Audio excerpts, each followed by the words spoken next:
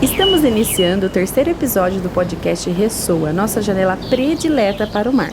Nesse episódio, vamos tirar nossos pés da areia e colocá-los sobre rochas, que estão bem expostas em quase todo o litoral, à beira-mar, formando uma grande escultura natural. Isso mesmo. No episódio de hoje, vamos fazer uma imersão em um ambiente riquíssimo em diversidade, bem conhecido por muitos frequentadores do litoral de norte a sul do país, porém que vem enfrentando diversas ameaças.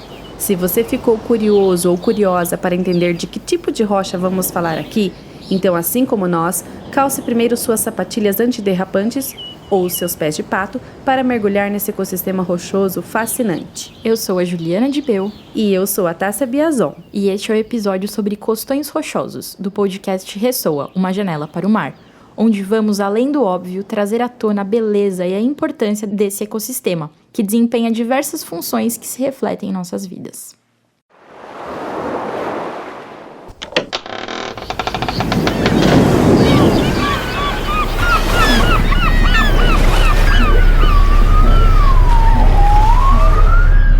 Ressoa, uma janela para o mar. Vamos começar nossa conversa de hoje falando dos costões rochosos.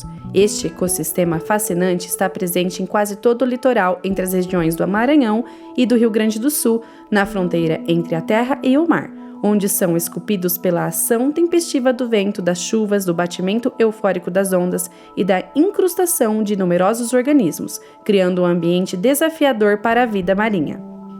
O impressionante dos costões é que, mesmo apresentando desafios como extremas variações diárias de salinidade e temperatura, que em dias muito quentes pode chegar a medir 50 graus Celsius, em que os organismos estão sujeitos a condições hardcore, eles abrigam uma diversidade de vida de tirar o fôlego, literalmente. Exatamente. Os costões são o lar de diversos organismos, desde criaturas microscópicas como líquens, até grandes organismos como as macroalgas, cracas, caranguejos, mexilhões, peixes como budiões e muitos outros.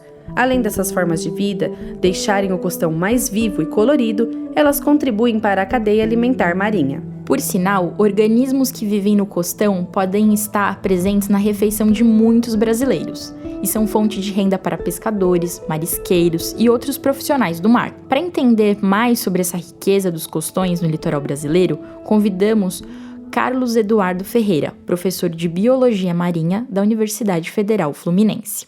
Então, os costões rochosos são essas formações graníticas que se estendem e dominam principalmente o litoral sudeste e sul do país. Na parte nordeste, a gente tem algumas áreas que tem costão, mas muito pouco. Qualquer um que vive no litoral sul e sudeste, que já foi à praia, está do lado do costão rochoso. Já viu algum organismo do costão rochoso?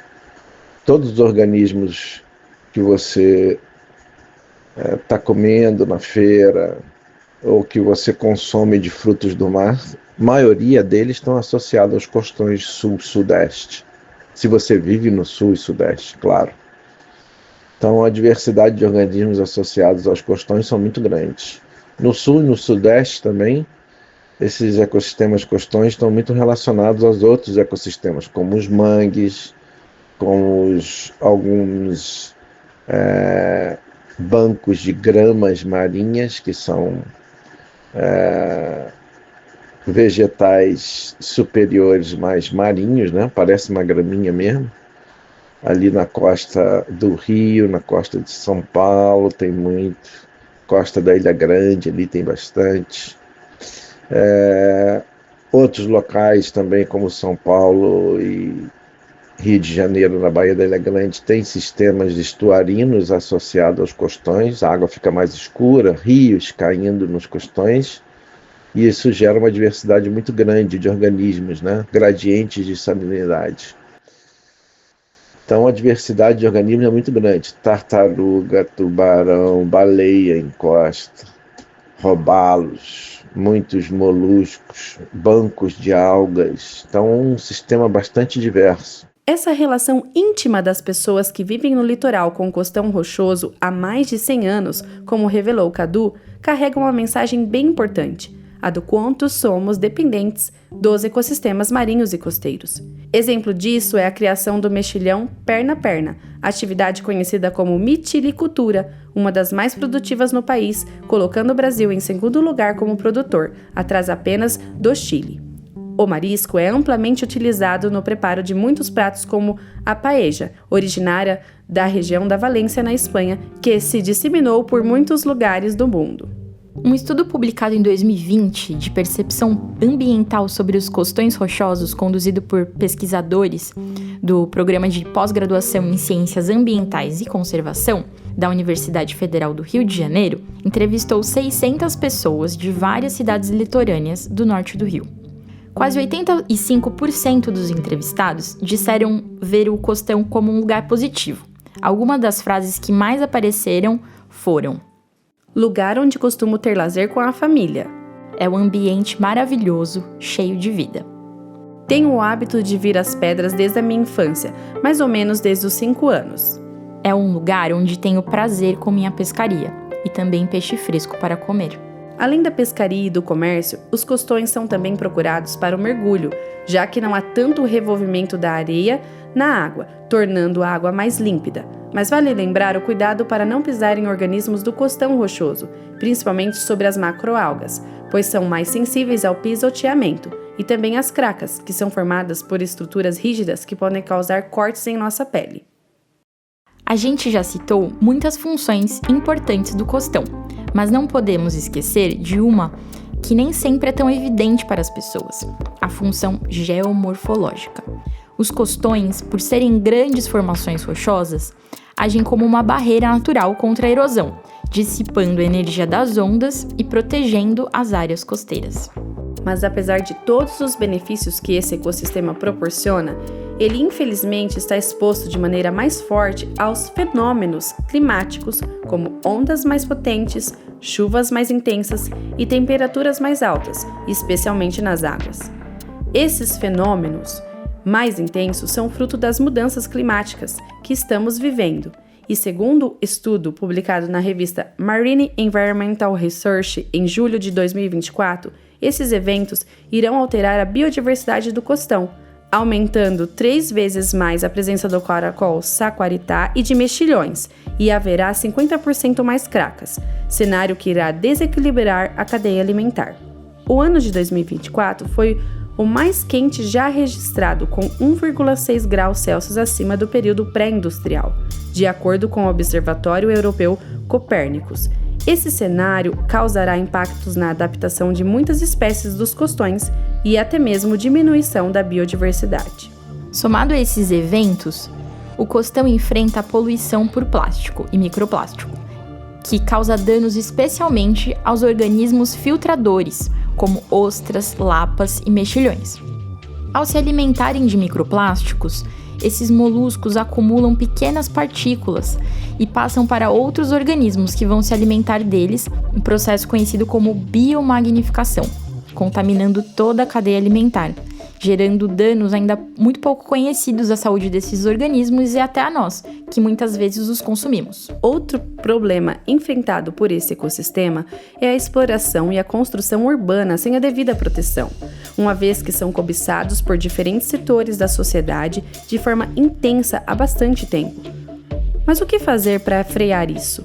Algumas provocações sobre o tema são apresentadas pelo professor Cadu, que também é coordenador do projeto Costão Rochoso. Esse projeto é desenvolvido na Reserva Extrativista Marinha de Arraial do Cabo, com o objetivo de monitorar diversos organismos como tartarugas, corais e invertebrados, além de outras ações, inclusive de edocomunicação. E claro, visto esse uso intenso, muitos desses costões, a maioria deles, assim dizer, estão bastante impactados por bastante tempo, né? 1 século de uso, mas poucas áreas protegidas, parques nacionais, reservas, protegem esses costões do sul e sudeste.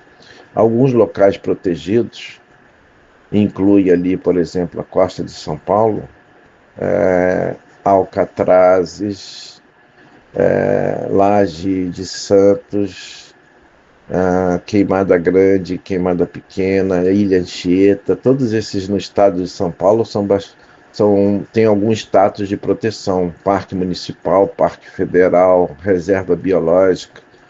No Rio de Janeiro, a gente tem pouca proteção.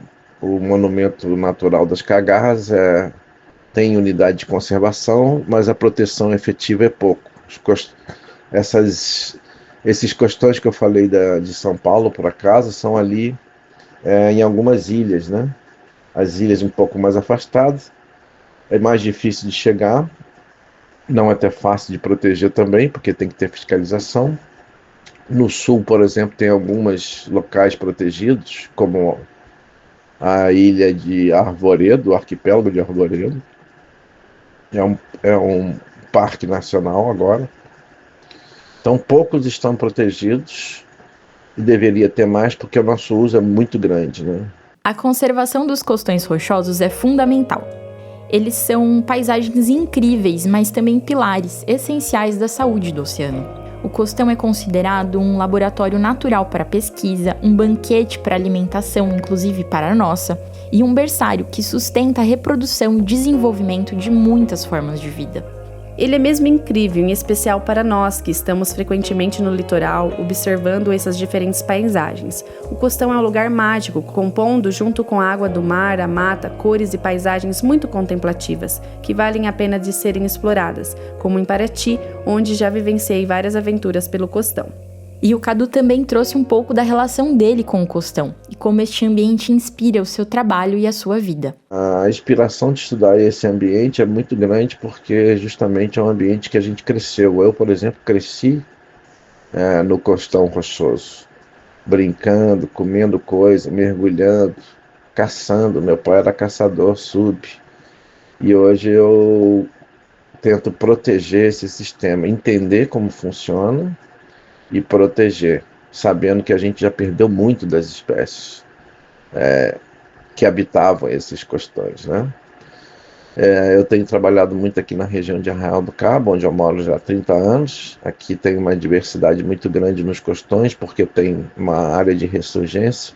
Então, lado a lado tem uma água mais quentinha, uma água mais fria. Então, a gente tem tanto organismos de água fria quanto água quente. A diversidade é bastante grande. Esses costões, então, querendo ou não, estão na vida de todos aqui na costa sudeste e sul. Então, estudar e proteger eles deveria ser realmente tema de todo mundo.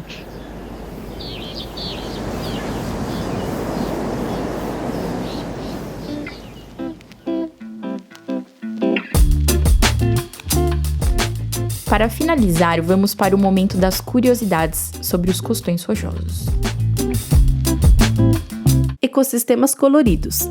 Apesar de ser um ambiente desafiador, com variações de temperatura e exposição ao sol durante a maré baixa, os costões são como verdadeiros jardins subaquáticos, com algas, corais e esponjas coloridas, criando um ambiente vibrante e cheio de vida para diversas espécies marinhas. Refúgios de vida marinha. Além dos organismos que vivem fixos sob as rochas, nas regiões submersas do costão há fendas e cavidades que oferecem abrigo para animais como ouriços do mar, caranguejos e peixes.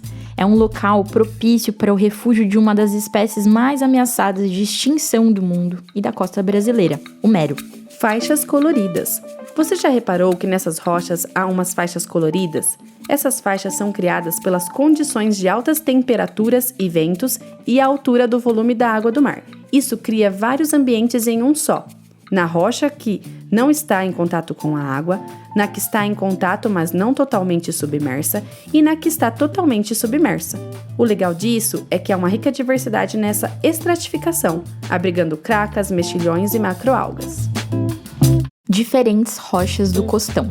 Costões realmente formados por rochas ocorrem sobretudo no sudeste e são raros em outros pontos da costa. No nordeste e norte, por exemplo, costumam ser sedimentares, construídos pela lenta deposição de areia, conchas e outros resíduos. Espero que vocês tenham gostado de se aventurar em meio às rochas com a gente. E não se esqueça os links dos conteúdos indicados aqui na descrição desse episódio. Não deixe de conferir e seguir buscando informações sobre esse ecossistema.